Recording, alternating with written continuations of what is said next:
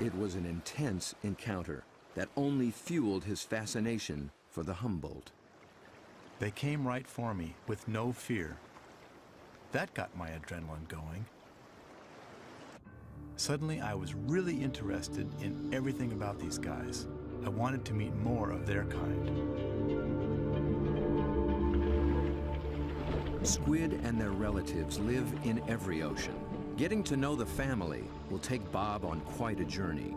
And if diving with red devils is anything to go by, he'll need the help of some top-notch guides.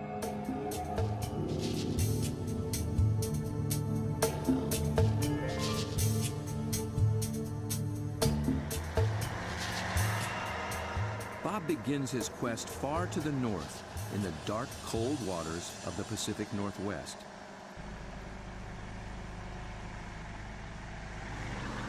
In the maze of bays and inlets along the coast of British Columbia, there dwells the giant of its kind, but it's secretive and very hard to find.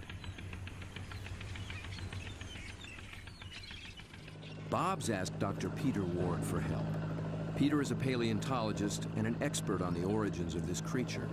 He has decades of experience in these waters, and there's no substitute for local knowledge. So Bob, I got some maps of the underwater area we're going to go see tomorrow. Cool. And the nice thing about this, these are really high quality side scan sonars, and they give images in great detail. From these, we can pick out caves or dens, really, where the creatures that we seek can be found. Face to face with my camera. Whatever. Bob's been filming underwater for more than 30 years. He's one of the best at very difficult diving. It's a rebreather, a closed circuit rebreather. The CO carbon dioxide is pulled out, add a little oxygen, it comes back and you breathe it. Same as the guys who walked on the moon. Fantastic. It's really cool. I can stay down there with the creatures and film them for as long as I can stand the cold. The water registers 47 degrees. Without a dry suit, a diver could slip into unconsciousness from the cold in just half an hour. Waterproof zipper. Same zipper they use in spacesuits. Only in a spacesuit, I think they pressurize it. In this suit, you get vacuum packed.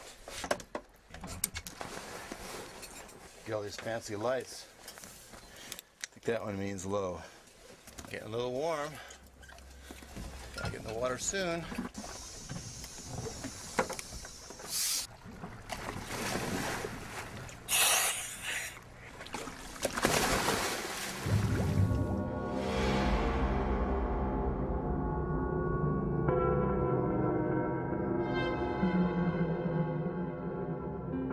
These gloomy green depths are called the Emerald Sea, and although cold, they are rich in oxygen and nutrients.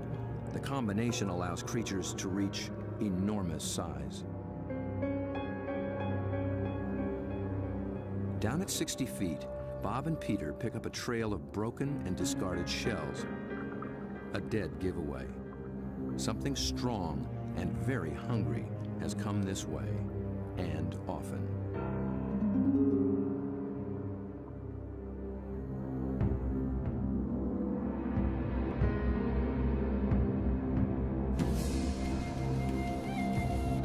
Should show more caution. It's up against a devious and determined predator.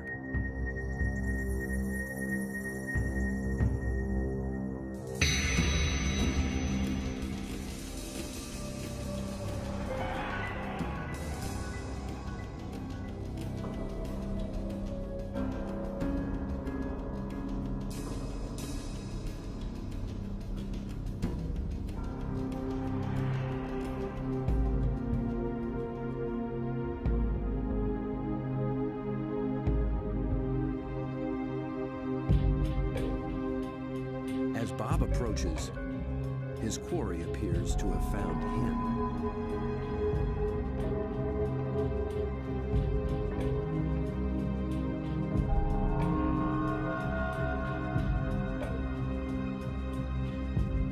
A giant Pacific octopus.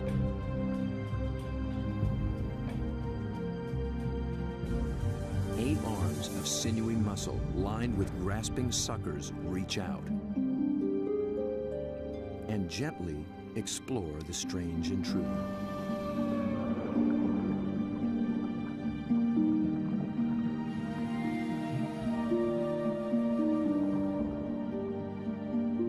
A giant can reach 20 feet from arm-tip to arm-tip and weigh in at 200 pounds. It's the largest octopus in the great clan called the cephalopods, the group that unites the octopus and squid.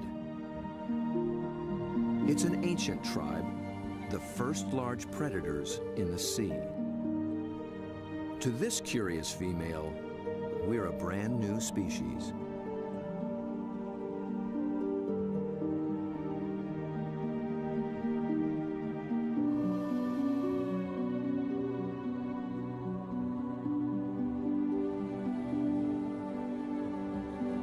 Cephalopod means head-footed, a good beginning in deciphering the octopus's amazing design. The head and body are encased in a large, soft sac, and the foot, derived from its distant relatives, the clams and snails, has become a siphon, a water jet to propel it in any direction.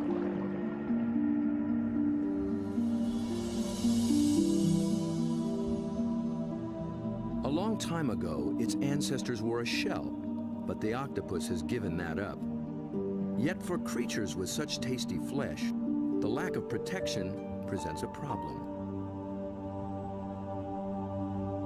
The cephalopod solution? The most extraordinary skin in the animal kingdom. In an instant, it can change color, pattern, and texture. And with no bones to confine its shape, the creature can virtually disappear.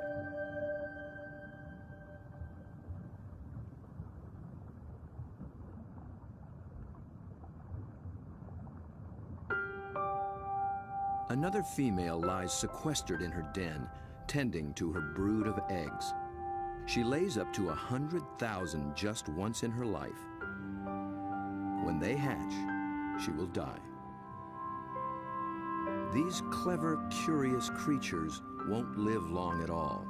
Their entire lifespan is no more than 3 or 4 years.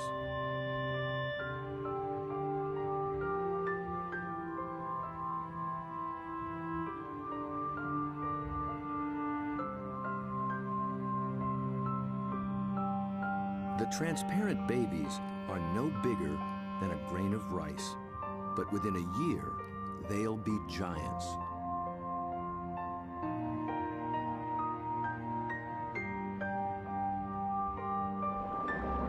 While the lives of these complex beings are all too brief, their line reaches back 500 million years, long before sharks began swimming the seas. This would be a great spot right in here. Peter Ward has spent 35 years delving into cephalopod family secrets. He's brought Bob to a special outcropping of rocks. They were once well submerged in a much warmer sea and still hold a record of that long ago time. Fossils are found in these rocks, fossils of relatives of the octopus, actually. They're called ammonites. And how old are they? 80 million years in age. 80 million years. That's true. That is old. Back in those days, cephalopods made beautiful curved shells. If you dig long enough and hard enough, you can find some beautiful stuff. This is an ammonite. It's a fossil that is actually the direct ancestor of octopus. So this is an ancient cephalopod. It's related to the chambered nautilus, so the tentacles sat here and swam about. A shell is a mobile home and a defense against predators, but it's so cumbersome it makes swimming difficult. Of the almost 1,000 kinds of cephalopods alive today, only the nautilus still wears one. It's a living fossil, puffing along the reefs of the Indo-Pacific as though nothing has ever changed.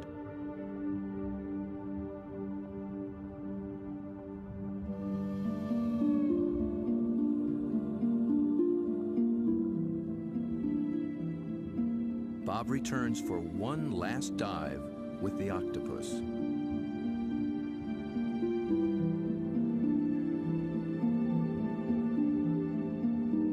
I couldn't resist bringing her a treat. All cephalopods are carnivores, and they love crabs. This creature actually reached out to me. I could sense her interest, her intelligence. I could see it in her eyes.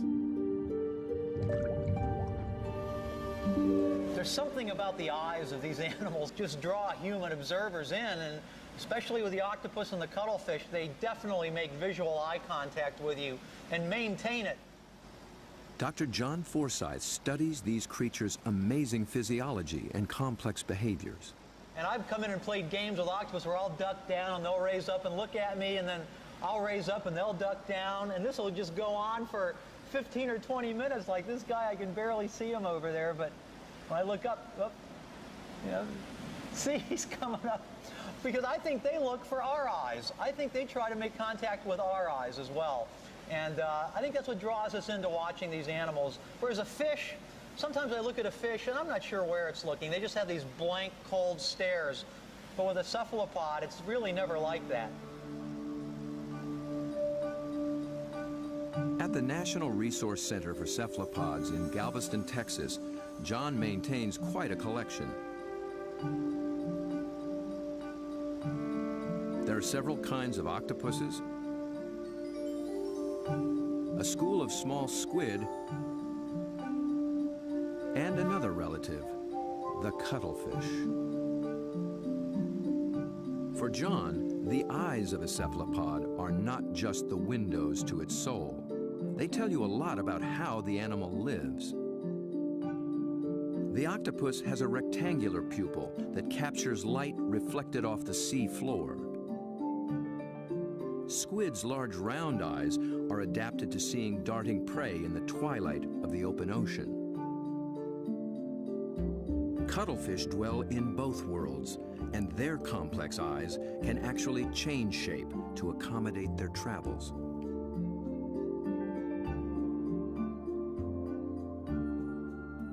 But it's not in their eerie eyes that cephalopods reveal their inner feelings. It's in their remarkable skin.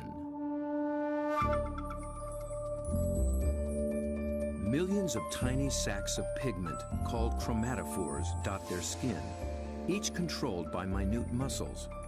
With a little flexing, a cephalopod can flash with rippling bands of color.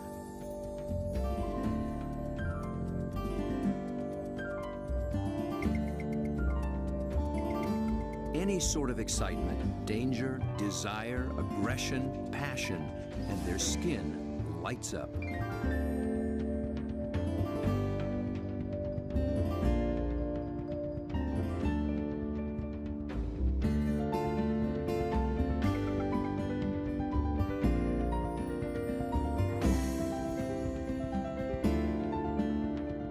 For creatures with no vocal abilities at all, this is the way they communicate, in a language of light and color.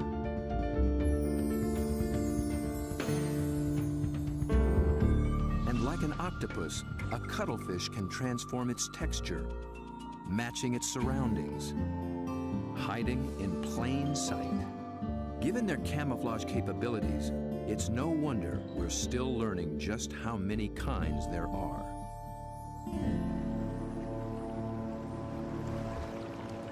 One of the hotspots for new discoveries is the narrow Lembah Strait off North Sulawesi in the island chain of Indonesia. It's a pretty scenic spot. They put it out for this joint, isn't it? John and Bob have come here looking for new species of cephalopods. It's a place primed for strange adaptations. In the shallow, warm water, light and temperatures remain constant. But the channels, inlets, bays, and lagoons create many small separate habitats, and that leads to high diversity. This is John's fourth trip to Lembah Strait, and each time something surprising turns up.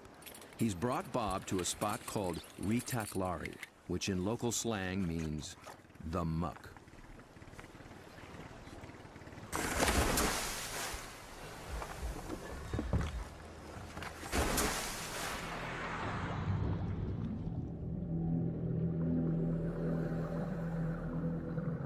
At first glance, it's a vast, flat disappointment.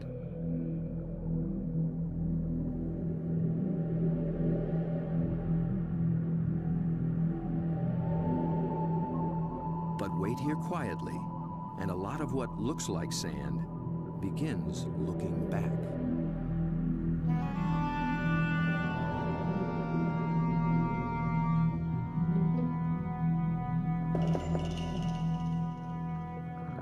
From the still of the muck to the roaring straits, a lot of effort goes into not standing out.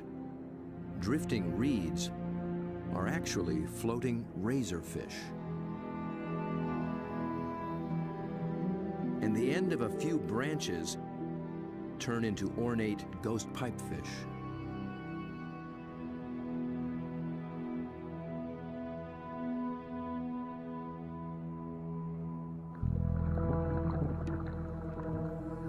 Out in the high-speed tides and swirling eddies, fish work hard to keep their footing, digging into the bottom with spine-like fins.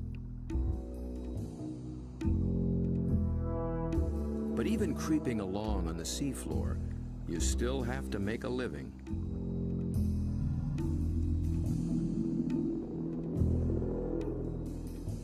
A harmless-looking weed rolling in the current is a hairy frogfish trolling for a meal.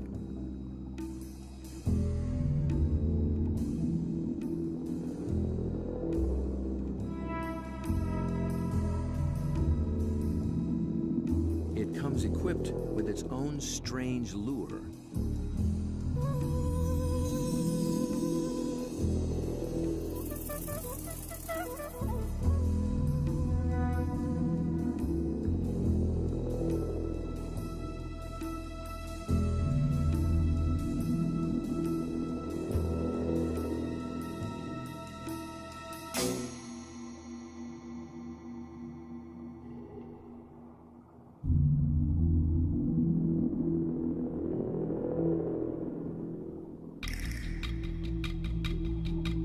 The sand offers the best retreat, but the crab has already been spotted.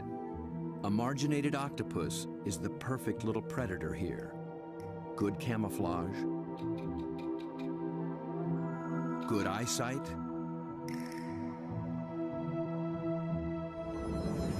good grip.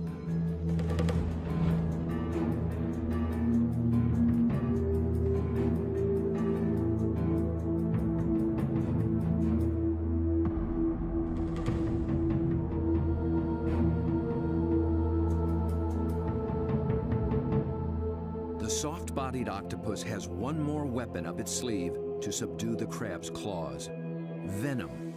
It finds a chink in the crab's armor, injects a neurotoxin, and the struggle is over.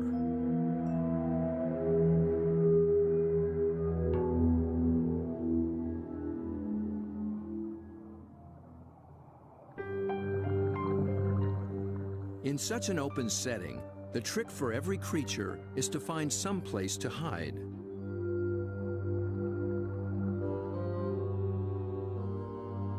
An octopus fits in just about anywhere, and John finds one tucked into a piece of discarded pipe.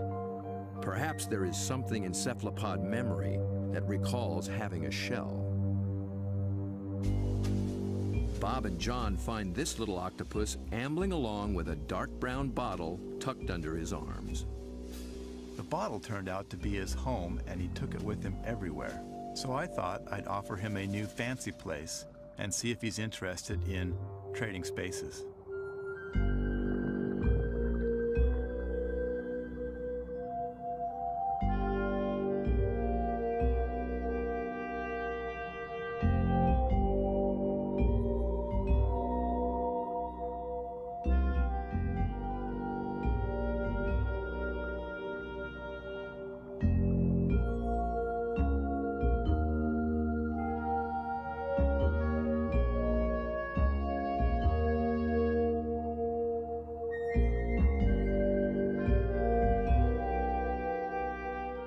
I began to worry he might get confused by this clear glass and wouldn't remember how to get back out.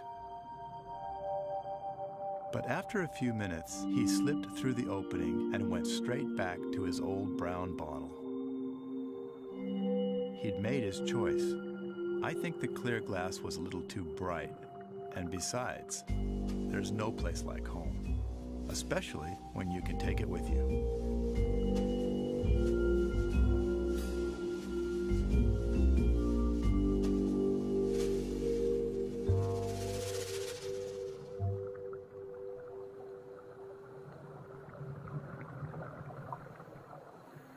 In the husks of old coconut shells, they find the pearl-like eggs of one of John's favorite creatures. It's a tiny cuttlefish that's seldom seen after it hatches. It remains so small and well camouflaged that it takes great practice to find it.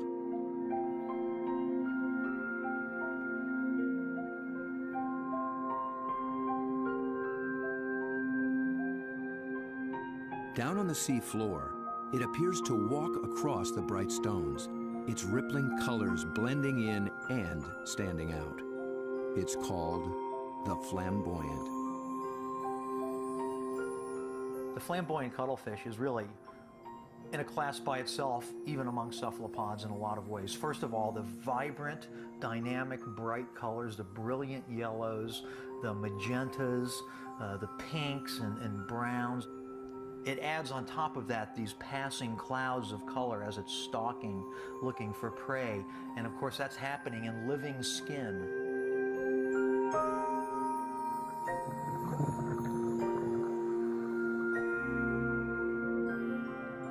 A lot of these animals are surprisingly bold.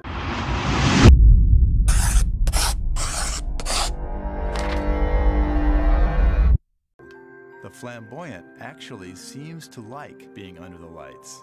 It begins hunting as soon as we start filming.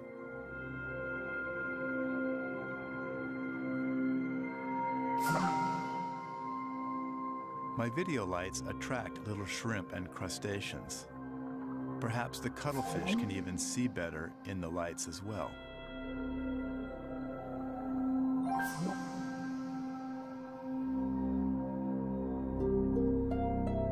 It's only when John sticks out an enormous hand that we see the scale of this little hunter. Next to a 6-foot Humboldt and a giant octopus, it's hard to believe it's one of the family. Not far away, a small octopus has been eyeing the scene. John reaches out for a better look. Every time I touch one of these animals, I'm not gripping it or holding it. My intention is never to frighten the animal in any way. However, I am trying to keep it close to where I can get a good look, but at the same time, the animal knows at any moment it can get away if it wants to.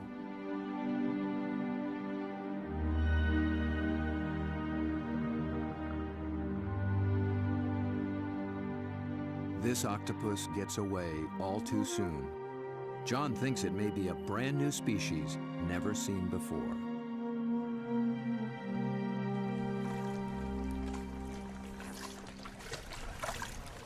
I don't know, Bob. I'm not sure what that is, but it could be a new one. I think it could be a new species. I wasn't expecting to see that. It's not something you've seen before, huh? No, I'm not sure what that would be. It's a cool little critter. Oh, wild.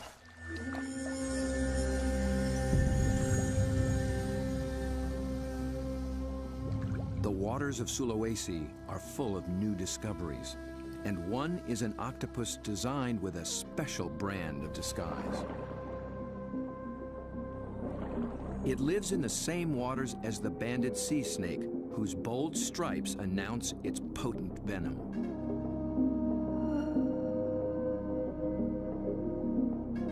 These are banded arms that can make the same impression. When disturbed, the octopus flashes and intensifies the stripes, becoming a sea serpent, coiled and deadly.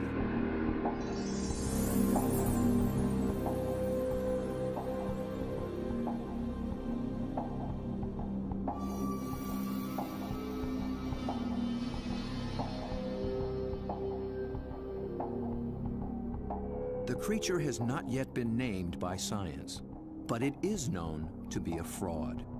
It's a shy nocturnal octopus, and unlike the snake, its venom is virtually harmless. Its stripes are simply a ruse to intimidate would-be predators.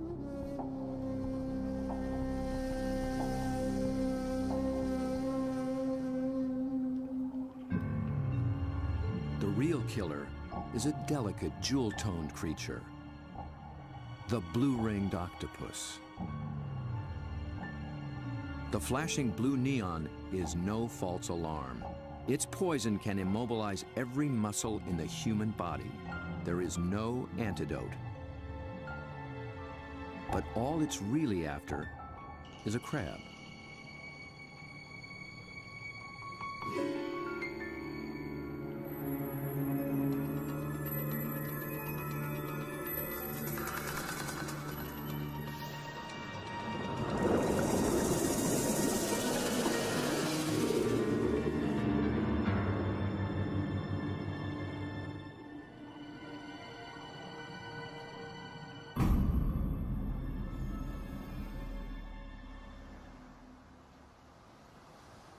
The blue-ringed is notorious along the coast of Australia, but it's one of Dr. Mark Norman's favorites.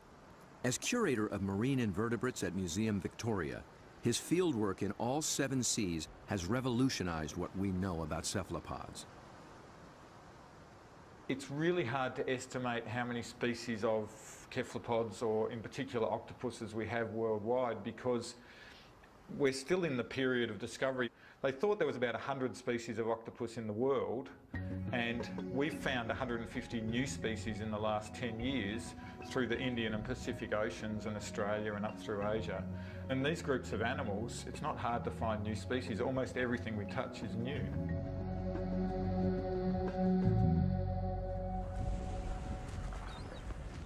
Bob wants to get close to the blue ring in the wild. So Mark, this is a shortcut to the beach? Yep, it's a great place to collect crabs. Through the graveyard, eh? Yep. So are these the bodies of the people who have been bitten by blue ring octopus? No, very few people have died from blue ring bites. He's more likely to have died choking to death on his calamari meal at the local pub. So this is where the crabs live? Yep, they hide up here at low tide under the rocks. As the guide to the blue ring, Mark starts Bob off with their prey. Lots of little crabs. Yeah. You need a nice juicy one. There you go.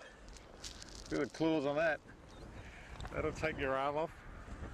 It's an ironback crab. You can appreciate why the octopus has to get rid of the crab's claws as quick as possible. Knock them out.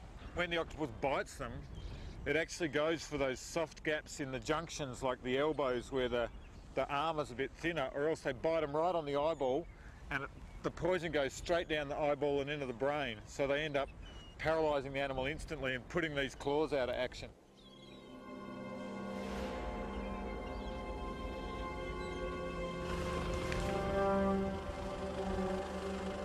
The dive begins after dark, when blue rings are most active.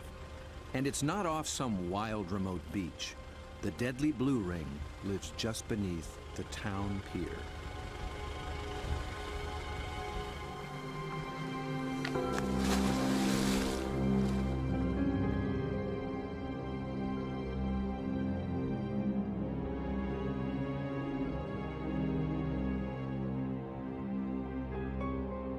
Blue ring octopus are an extremely venomous animal, and if I was to be bitten, I would probably be dead within 3 minutes. Your body would start stiffening up and you'd lose the capacity to breathe, you'd lose the capacity to wave or walk or run away, you'd run out of oxygen and you'd suffocate. But these little animals are really shy, really secretive, and the last thing they want to do is attack humans. They don't eat humans, they don't drag people out of their cars and drag them down the beach. They just feed on crabs. But tonight, not even a crab could catch its attention. This is a male, and he's just found a female. 2 wild blue rings are preparing to mate.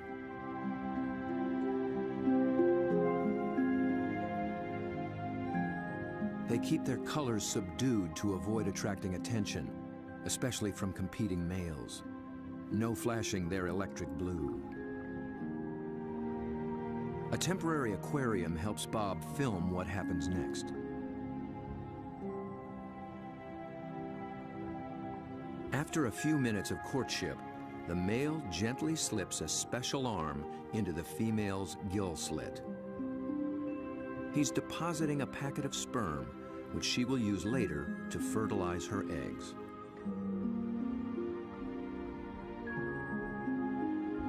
It's the end of their relationship, and most likely the end of his brief life. That was all he needed to accomplish. Just beneath the very same pier is another cephalopod almost never seen in shallow water. New research finds that they too pack a poisonous punch. But their bright little stripes have earned them a harmless nickname, the pajama squid. I think these cephalopods are the closest to the cartoon characters. Their little black and white suits and their little frilly lashes behind their eyes and the yellow on the top of the eyes, they're just straight out of a comic book.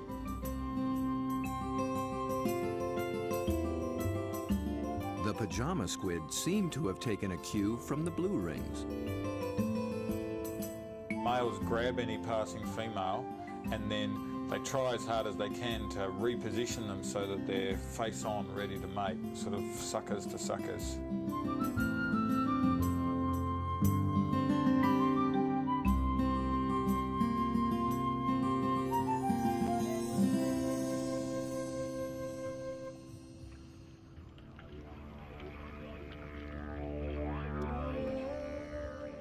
The mating season is also picking up off Australia's southwestern coast. In one small bay, giant cuttlefish have begun to assemble. They leave deep water and enter the shallows once a year for 3 to 4 weeks.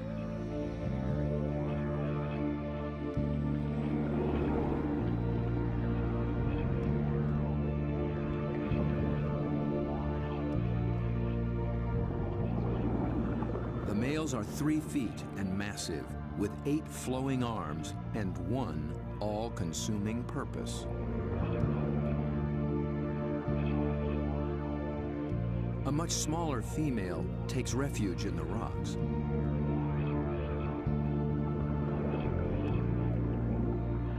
The males waste no time taking on their rivals. They flash and ripple with aggression. Their control is so subtle that they can isolate and flex just the flank facing the opposing male. The other flank communicates a solid, dependable side to any nearby female.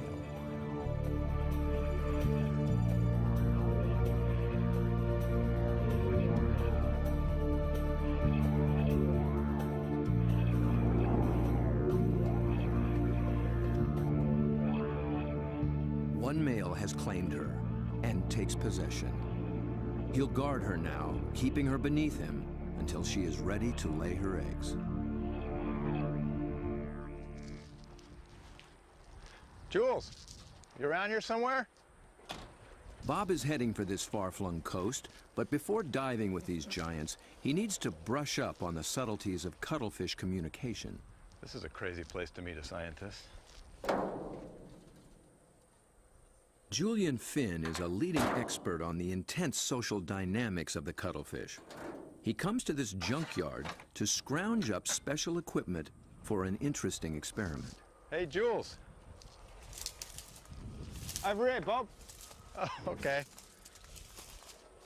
Oh, there you go. Yeah, it's You into old cars? Oh yeah, I love them. I got a number of old cars and plenty of treasures in this place.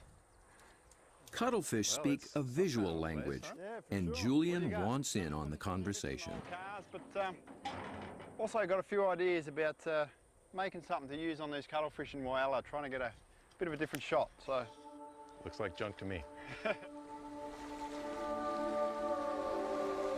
Meanwhile, the cuttlefish continue to gather.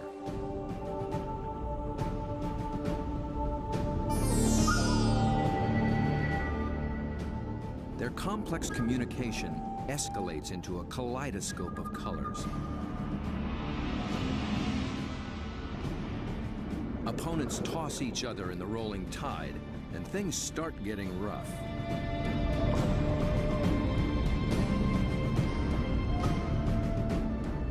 The violence can rip up their all-important skin, sabotaging a male's chance to impress and intimidate. And someone's nursing a torn-off tentacle.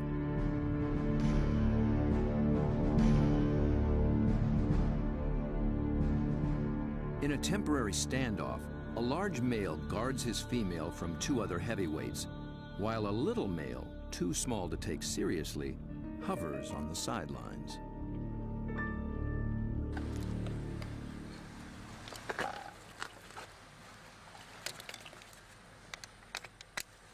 The two males on shore get set to join the fray. Well, here you go, Jules. I just wanted you to know that my camera's bigger than yours. Mine's a bit different than yours, sir. Well, yours has a hubcap on the front of it. What I'm hoping to do is film the male's reaction to another male. But instead of having another male there, I'm going to have its reflection. It's when males are the same size that trouble starts, and Julian will present one with its very own reflection. He's studying the displays and the intense competition. He intends to provoke a fight. He approaches a large male who immediately responds.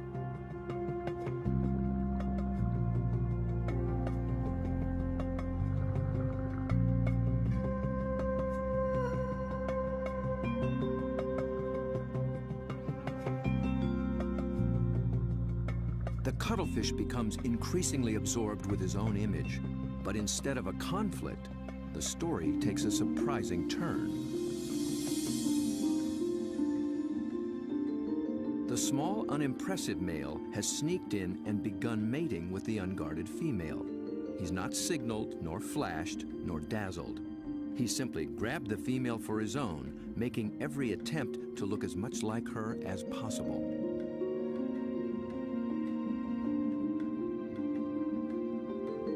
The aggressive male makes no headway with the mirror and finally moves off to resume his duties.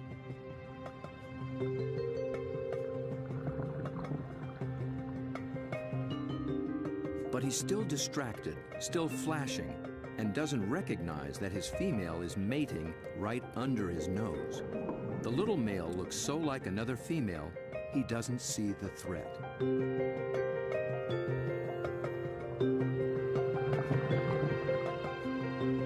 At last, he senses something's wrong and moves in to reclaim his female.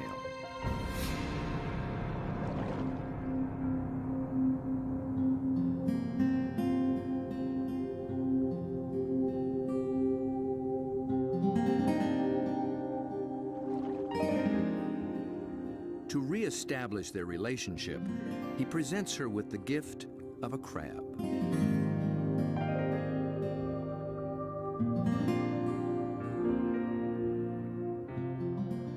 With so much going on in cuttlefish society, Julian will be experimenting for a long time to come.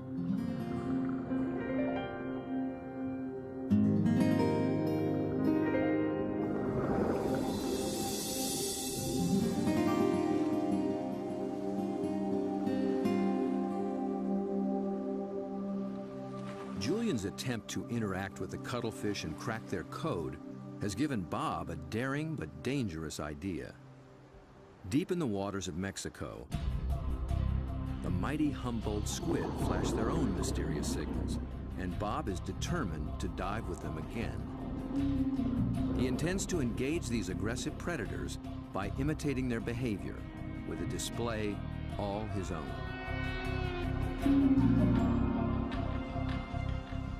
Mark Norman and Julian Finn think he's close to crazy. Sure, you've got the blue-ring octopus that can kill you within a few minutes with the poison, yet there's something scarier about a squid that can rip off your flesh and tear out your throat, so to speak. I think you'd be really sensible to work with shark cages with those animals, because the stories I've heard are these massive animals that will effectively skeletonise a cow in a minute because they're such voracious predators. Bob Cranston has no intention of taking this advice. His whole goal is to interact with these squid on their terms, in their world.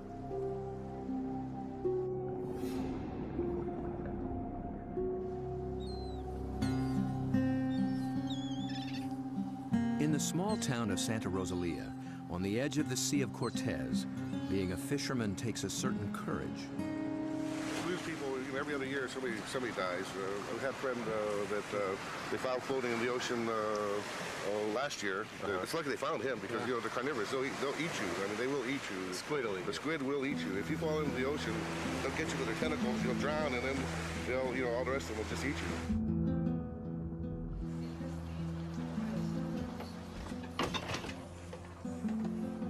Despite their dread, these fishermen face the Humboldt on a nightly basis. Bob will need their help if he hopes to find when and where the squid are rising.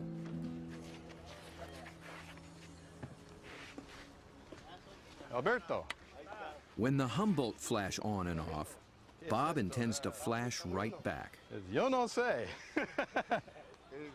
This is a flashlight, big flashlight for squid. We're gonna... Estos locos, see?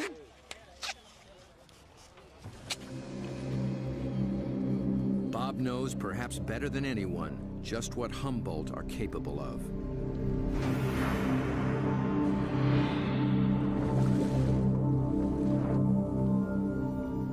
But it's not fear that he feels. It's an intense fascination for such alien creatures in a world so different from our own. For me, there's just something about these animals.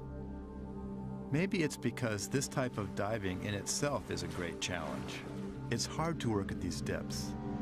I've managed to go down and physically touch these fantastic creatures, but somehow they're the ones that have taken a hold of me.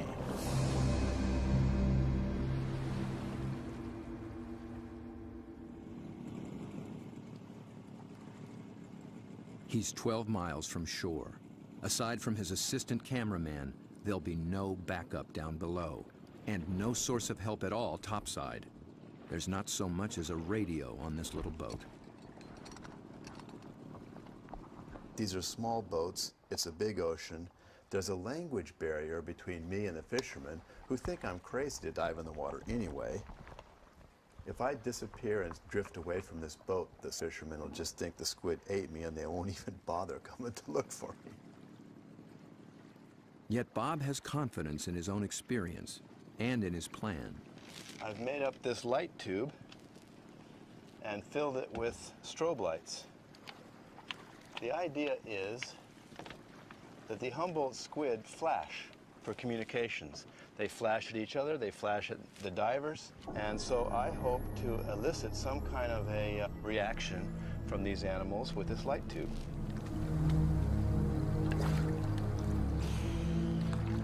Beneath the boat lies 1,000 feet of open water and sea monsters.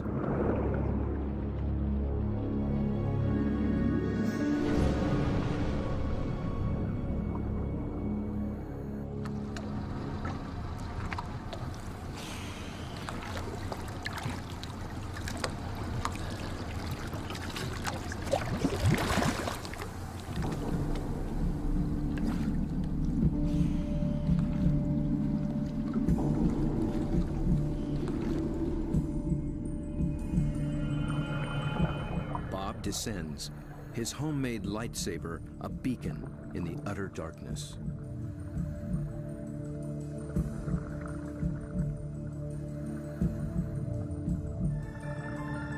Right away, there's a complete surprise. Mobile arrays. They're seldom seen in a school like this. Already the night has taken on unexpected possibilities.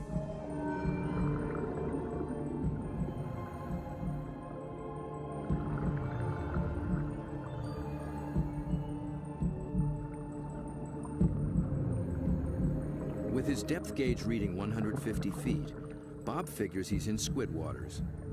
He powers up.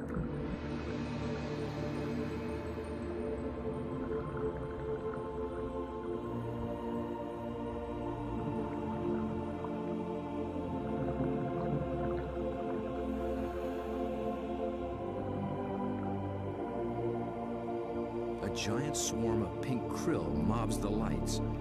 Suddenly, Bob's in the middle of a midnight feeding frenzy.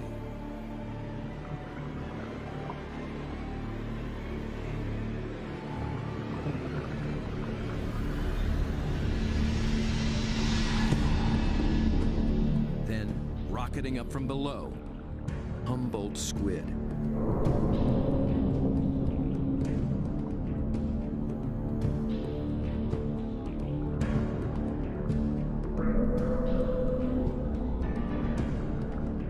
They're flashing red and white. Bob tries to get clear of the krill into better visibility. And he's caught the squid's attention.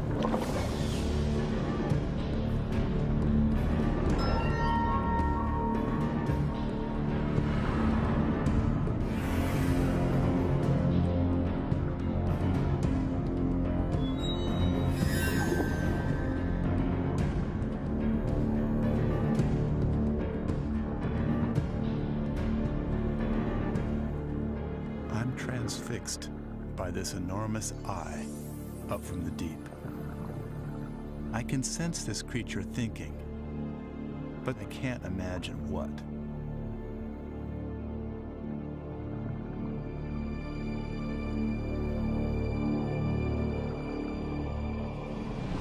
A minute later, contact. The squid grabs hold, testing the light the only way it can.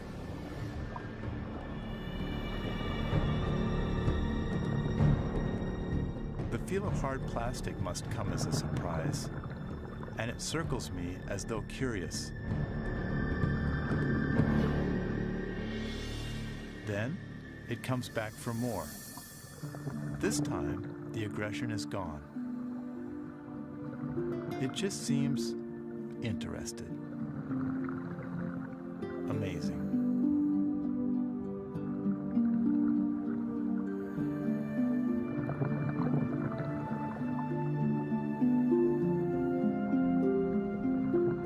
We play for a moment.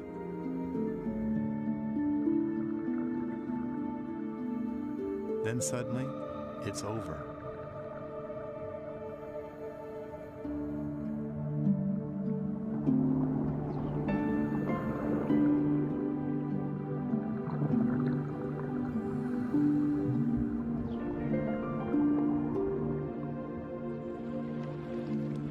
The fishermen are relieved just to see me alive, but I climb back in the boat knowing something remarkable has just happened.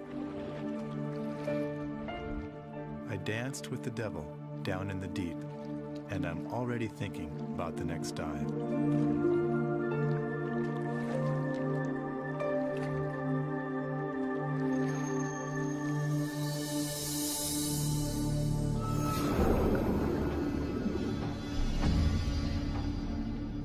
It's certain that Bob will return to dive again with the mysterious Humboldt. Perhaps with a new strategy